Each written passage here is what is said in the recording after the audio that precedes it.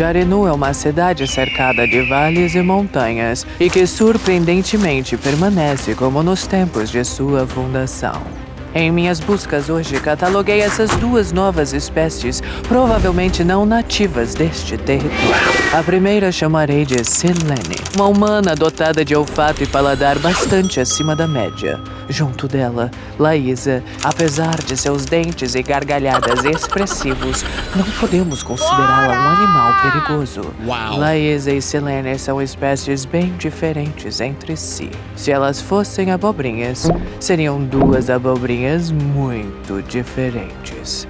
Mas no caso, são apenas humanas. Oh, não! O fato é que em algum momento da existência desses seres, aconteceu um processo de mutualismo em seus ecossistemas e elas decidiram juntar as habilidades cervejeiras de Silene e o papinho manso de Laísa para criar esse programa de cerveja na cidade de Jarinu.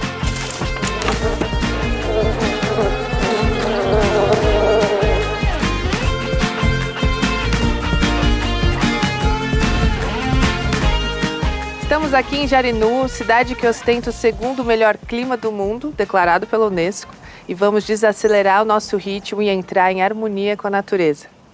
Como poderíamos imaginar que um lugar tão bucólico, pacato e verde poderia ser um ambiente ideal para um baile? Poderíamos interferir nessa dança, mas hoje é dia de abrir mão do controle e deixar que tudo fique mais espontâneo. Inclusive essa fermentação que você acaba de assistir. Hoje vamos falar do Big Bang das cervejas, do início de todos os estilos. Uma bebida de fermentação espontânea, livre e única. Uma cerveja como há milênios, uma alquimia ancestral. Aqui a gente foca na fermentação espontânea, tá? Então, espontâneo significa você não coloca uma levedura. Você tem centenas de micro-organismos. Você tem fases onde você tem o crescimento de um, depois você tem a morte do outro, é um ciclo, é um ecossistema, na verdade, né? Que vai sobreviver aí dentro. Sempre vai ter uma questão de domínio, mas talvez uma forma de trabalhar mais junto, sabe? Do que só eu que mando, sabe? Vamos dizer que é um relacionamento mais saudável, que os dois têm voz, né? A natureza e o homem, ou o humano. A cozinha converte natureza em cultura. Essa frase genial do antropólogo Claude Lévi-Strauss resume bem a habilidade do ser humano em imprimir um significado cultural e social às refeições. E ainda mais quando se trata de cerveja selvagem, que tem por conceito a aplicação de técnicas ancestrais com pouca intervenção humana e muita identidade de território. Se Jarinu é o segundo melhor clima do mundo, imagine a cerveja que não surge daqui. Eu vou ficar rica. Para fazer uma garrafa de uma boa cerveja selvagem, você vai demorar aí aproximadamente 4 anos, tá? Então vai ter 4 anos de trabalho para fazer uma garrafa. Acho que prefiro seguir sendo uma voz de programas selvagens. Não sei se cerveja é para mim.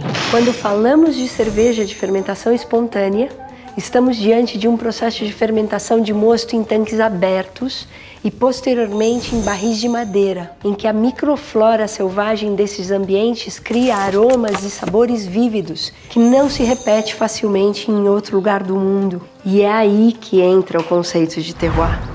Esse termo de origem francesa se define como a identidade de território e a expressão sensorial de um espaço limitado de terra. Terroir fala sobre tudo que interfere no desenvolvimento de um elemento agrícola em um local específico. É como um selo de singularidade geográfica e cultural em que características sensoriais se apresentam a partir da combinação de características únicas de um território. Reza a lenda que uma cervejaria da Bélgica, produtora de cervejas do estilo Lambic, cervejas de fermentação espontânea feitas na região de Bruxelas, contava com a presença abundante de aranhas e teias em suas instalações, habitando aquele lugar por muito tempo. As aranhas se alimentavam dos insetos locais, que participavam diretamente na construção daquela microflora. Num dado momento, baixou uma fiscalização no local que obrigou a cervejaria a retirar todas as teias de aranha por questão de higiene. os protocolos de boas práticas venceram e a cervejaria contrariada teve de remover todas as teias de aranha. A gente resistiu, a gente tentou explicar. Isso é aracnofobia. Que fiquem com aquele caldo azedo deles.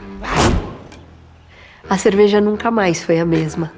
A microflora selvagem daquele ambiente sofreu uma sensível alteração que acabou por impactar o processo fermentativo e, por consequência, o perfil sensorial da cerveja. Nem tudo é sobre a higiene. Deixem a natureza se expressar. Vocês podem nos matar, vocês podem nos queimar, mas quem ri por último, ri melhor! A cidade é tão pacata que é difícil de achar alguém na rua. Bora lá. Eu sou uma aranha e eu tô revoltada. Misericórdia. Fui expulsa da minha própria casa. Nossa. E agora? Já encontrou uma aranha na sua casa? Já, bastante. Mora em chácara, né? A gente tá acostumado a matar, né, Guilherme? Porque geralmente a humanidade extermina algumas espécies. Detesto ser humano. Tô aqui fazendo só porque eles estão me pagando. Você se sente parte da natureza? Com certeza.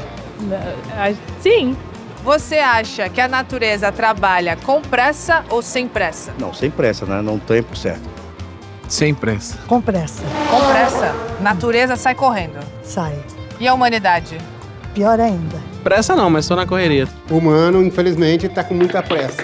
Mas agora, o humano não faz parte da natureza? Faz parte, mas tem uns que extrapolam, mas... E você tá com pressa? Eu? Não, tô esperando só o ônibus chegar. E se eu pudesse lhe traduzir em um estilo de cerveja?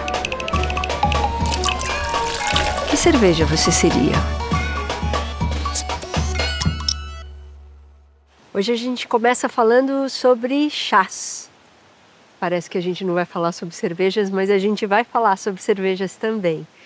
E eu gostaria de apresentar a nossa convidada, Becky Weltzin. Becky, muito bem-vinda e muito obrigada por essa oportunidade de conversa. Obrigada conosco. a vocês pelo convite e vai ser muito interessante aprender mais sobre esse teu universo também. E a gente aprender sobre o seu, né? Eu gostaria de propor um brinde inusitado com um chá, e eu logo falo sobre ele, eu gostaria que vocês provassem. Você já falou que não é cerveja em pó, né? Não, não é. O que tem de diferente nele? Defumado. Perfeito. Defumado. É isso. Lapsa Souchong é um chá bastante versátil, interessante para começar, como a gente está começando agora, ou para terminar, dependendo do que a gente vai propor em harmonização. Mas não se engane, a gente daqui a pouco muda para cerveja. Tá bom. Tá bom. Beck, você poderia contar um pouquinho para nós a sua vida? Eu nasci na Espanha, em Madrid. Sou filha de pai alemão e mãe americana, que se conheceram na Espanha. E quando eu tinha 11 anos, em 1981, meus pais resolveram vir para o Brasil. Fui morar em São Paulo, aí ele abriu a empresa aqui, chamava Cassiopeia, e eles faziam um produto de limpeza inovador, porque era um concentrado, um multiuso que você podia usar para limpar a tua casa inteira, que você não precisava ficar transportando água para cima e para baixo. Que cada um fazia a sua diluição na sua própria casa e era um produto que limpava tudo. Quando meu pai faleceu, eu assumi a empresa e aí eu cheguei no momento da minha vida onde eu avaliei, né, quanto tempo eu tenho ainda de vida profissional e o que eu quero fazer daqui para frente. Então, eu fui professora durante 10 anos, daí eu fui empresária durante 16 anos e aí eu falei, eu quero ampliar esse meu alcance, poder trazer visões diferentes para as empresas ou para as pessoas, né, que tem muito a ver com ESG, tem a ver com a certificação de empresa B. No Brasil é ASG, né, então é meio ambiente, social e governança, né. Então é você olhar para as práticas corporativas e trazer mais humanização e mais cuidado. Então eu estou nessa transição, ao mesmo tempo eu estou fazendo a formação de embaixadora lixo zero, que o lixo também é um tema assim que mexe muito comigo e é um problema gigantesco hoje, né, no planeta e a gente tem que mudar os nossos hábitos, né, de consumo. Tem que olhar para cada copo plástico que a gente usa, para onde vai depois, porque tudo isso, assim, a gente fala, joga fora. Não tem fora, gente, o planeta é aqui, ó. Você joga fora, não, você está enterrando ali, ó, do teu lado. 400, 500, 1000 anos para se decompor. Então, do ponto de vista da gestão de lixo hoje, o que na prática você exerce além da educação? Tornar as escolas um ambiente lixo zero.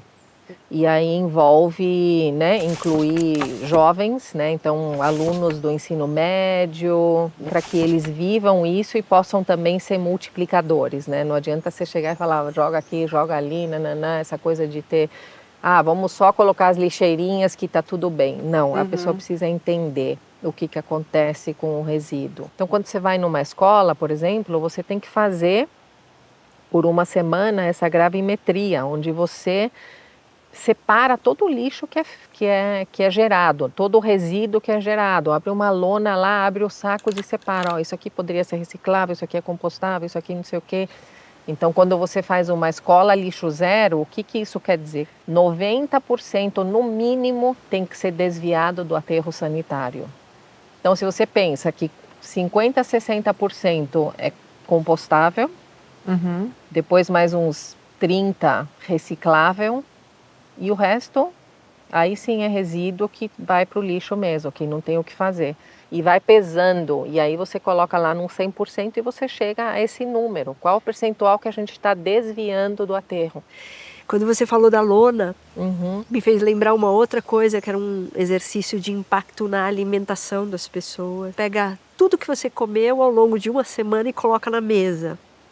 E muitas pessoas poderiam ficar bastante assustadas de como mal elegem o que comem e o que bebem, não é? Com certeza. E eu acho que para a gente começar a se preparar para o que pode vir a ser o comer e beber depois desse chá aperitivo, eu perguntaria, o que você gosta de beber? Qual é a sua bebida preferida? Eu gosto muito de água. A água é minha bebida, assim, ao longo do dia. Eu gosto muito de água com limão. E quando a gente vai para bebida alcoólica, eu gosto de uma cerveja, mas aí cerveja artesanal e espumante. De todas as bebidas que você me comentou, sempre tem um pouquinho de acidez. Você gosta de acidez? Né? Gosto de acidez, sim. E comer? Eu gosto de comer de tudo. Eu acho que isso vem da educação, porque minha mãe sempre cozinhou, assim, desde língua de vaca até comida indiana e, sei lá, de várias culturas. Si, será que você tem informação suficiente para traduzir a Becky? Mais que suficiente. Você é muito feliz lhe servindo uma cerveja e uma proposta de harmonização que vai muito pela sua personalidade. Eu acho que você vai gostar. Legal. Becky é uma mulher muito consciente, madura e aberta à experimentação. Pensei em apresentar uma cerveja instigante, complexa, sofisticada, com a ideia de apresentar uma acidez pungente. Cerveja selvagem é uma maneira bastante ampla de falar sobre cervejas que recebem um processo de fermentação espontânea, onde o mínimo de intervenção humana é possível e o máximo de expressão da natureza na taça. É por aí que eu vou me atrevendo com você, com uma pitada bastante marcante de acidez. Eita! Sim. Tem notas de frutas amarelas, uma nota vínica também, não é? Uma acidez uma de nota cidra, o quê? de vínica. Vínica? De vinho. Eu vi você fazendo isso aqui, isso também se faz com cerveja. Sim. É para aerar? É para oxigenar e liberar aromas e facilitar a sua possibilidade de apreciação. Sim. Tá. Então você agita.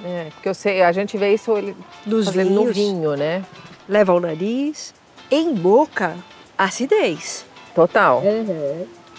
Mas será que só acidez? Vocês não conseguem encontrar mineralidade salgado? Aham. Tem um tom salgado. Tem, Nessa proposição existem alguns ingredientes que aportam sais minerais, dão essa mineralidade, um pouco de corpo. Um tom doce que é bastante baixo perto da acidez, então ela fica um pouco oculta, mas dependendo do que você coloca né? Que loucura! Na medida em que você coloca alguma coisa para comer, você pode conseguir levantar essa doçura. Não sei se vocês perceberam, mas tem uma nota que eu diria campestre, que lembra com animais do campo. Essa nota ela está associada muito a um determinado micro-organismo. Dentre as leveduras, é muito conhecida como o papatudo. Ela come toda sorte de açúcares ainda residuais de uma receita. Fica uma coisa bem seca em boca, ácida. Então essa levedura é muito típica nesse ambiente. E quando você produz o queijo, ou o embutido, ou o vinho, ou a cidra, ou a cerveja, ela está em todas e vão dar como resultado essa acidez muito marcante, E cheia aí vai de ter essa conexão entre os queijos? toda a conectividade. Para contrapor essa acidez em boca, trabalhar um pouco a ideia de harmonização, eu vou trazer queijo. Esse queijo é um queijo de cabra. Além do favo, eu coloquei o mel de jataí, que é um mel igualmente ácido, de abelhas que produzem uma nota ligeiramente frutada, assemelhado com as notas de frutas, as notas frutadas que a gente encontra na cerveja. Primeiro toma a cerveja. Isso. Depois que o queijo está em boca, já começando a se desfazer em boca, coloca a cerveja de novo e vê a interação. Maravilhoso. Aqui o que a gente tem é um pouco desse equilíbrio. A gente tem salinidade, mineralidade, acidez, a gente tem sal e a gente tem doçura. Então a gente está compondo e tem notas de mel, ácido e frutado do jataí. Agora, e se a gente colocar esse outro mel? Vai mudar? Esse outro mel é de borá.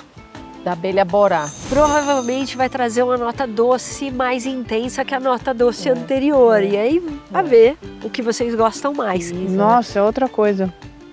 Esse mel vai por outra viagem. Eu acho que eu gostei do jataí. Ele envolve mais. Porque tem uma doçura e uma acidez em composição no próprio mel que entra em uma frequência mais fina com a cerveja, parece, não é? Você sabe que é muito interessante, né? A gente se alimentar levando tudo isso em consideração, né? É tão diferente do que você simplesmente sentar na frente de um prato e só comer porque você está com fome, né? Sem consciência. E de novo entra a consciência, Exatamente. Né? Em tudo. Eu espero ter feito você surpresa e feliz hoje. Muito. Muito. Achei a nossa troca muito rica. Isso de olhar também o alimento de uma forma diferente, né? E prestar atenção no que é isso, né? Eu tenho a mania de comer rápido. E enquanto meu marido ainda está começando a comer, eu já estou lavando louça, sabe? Eu estou sempre fazendo. Então, para mim, isso é um super exercício de falar... Vamos lá, vamos comer e vamos ficar e prosear. Para mim não existe isso de ficar e prosear. Mas vai existir. Saúde. Saúde! Obrigada. Obrigada! Foi incrível. Obrigada. Eu fiquei pensando se eu pudesse engarrafar alguma coisa, o que eu engarrafaria? E quando eu conheci esse espaço, eu pensei, aqui tem alguma coisa que eu gostaria de guardar. Esse é o Centro Cultural Tauitama, um espaço criado por 2 artistas que vieram do leste europeu e que escolheram esse local como sua morada. Juntos, eles criaram algo que, ao meu ver, é uma utopia. Um lugar de troca, de encontro e que fomentava a arte. Eu guardaria esse invisível que moveu esse casal a dedicar a sua vida à arte, apesar de todos os obstáculos que essa escolha pode trazer.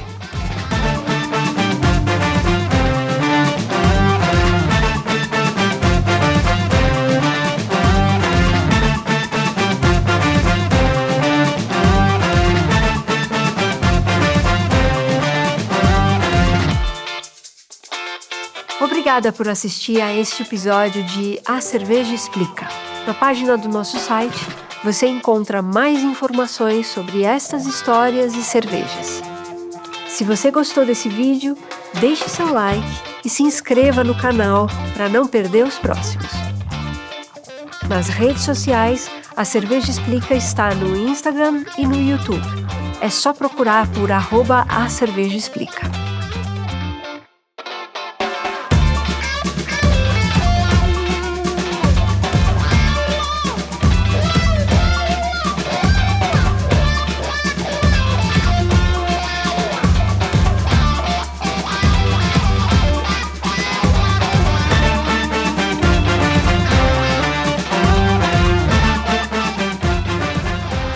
Quem bebe menos, se diverte mais.